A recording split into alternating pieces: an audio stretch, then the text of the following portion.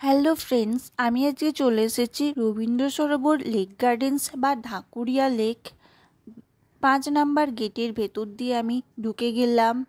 Rabindra Sarobar lake gardens কেমন সেটা আমি আপনাদেরকে ঘুরিয়ে দেখাবো।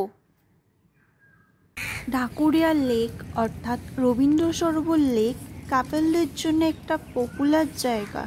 এখানে প্রবেশ করার জন্য কিন্তু কোনো প্রবেশ মূল্য দিতে হয় না। এখানে আপনারা বিনামূল্যে প্রবেশ করতে পারেন। এখানে কেউ কিছু বলবেও না। বিশেষ করে এটা কাপলদের জায়গা।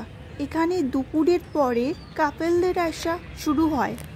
এখন আমি বলি রবীন্দ্র সরোবর বা ঢাকুরিয়া লেক আপনারা কিভাবে আসবেন।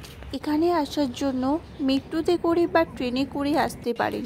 সকাল 5টা থেকে সন্ধ্যা 6টা বা 7টা পর্যন্ত খোলা থাকে। মাঝখানে কোনো ক্লোজিং টাইম থাকে না, কোনো দিন বন্ধ থাকে না, প্রতিদিন খোলা থাকে।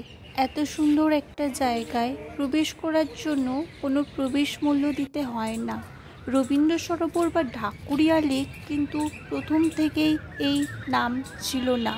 প্রথমে এই লেকের নাম ছিল কুরকুরিয়া লেক। পরবর্তীকালে 1956 সালে মে মাসে বিশ্বকবি রবীন্দ্রনাথ ঠাকুরের নাম অনুসারে এই লেকের নাম করা হয় রবীন্দ্র সরোবর লেক। লেকের মাঝে রয়েছে দ্বীপ, আর ওই দ্বীপের মধ্যে অনেক পরিযায়ী পাখিরা আসে। আমি হাঁটতে হাঁটতে লেকের শেষ পাড়ে চলে এসেছি। রবীন্দ্র সরোবর লেক গার্ডেন্সে প্রচুর গাছপালা রয়েছে। চারিদিকে একদম সবুজ হয়ে রয়েছে। খুব সুন্দর একটা জায়গা। আমি 5 নাম্বার গেট দিয়ে যে প্রবেশ করেছিলাম রবীন্দ্র সরোবর লেক গার্ডেন্সে, সেই দিকের পাড়ে আমি চলে এসেছি। এই দিকে দেখুন পদ্ম ফুল গাছ এবং পানা গাছ রয়েছে অনেক। এখানে দেখুন কত গাছ রয়েছে, অনেক বড় বড় গাছ রয়েছে।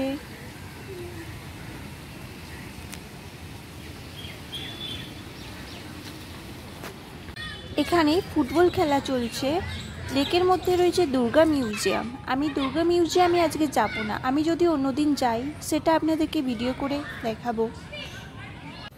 এখানে রয়েছে একটি করঞ্জ গাছ। আপনারা যদি রবীন্দ্র সরোবর লেক গার্ডেন্সে আসেন অবশ্যই দুর্গা মিউজিয়াম ঘুরে যাবেন। আর এখানে একটা বট গাছ রয়েছে, কত ঝুড়ি পড়েছে।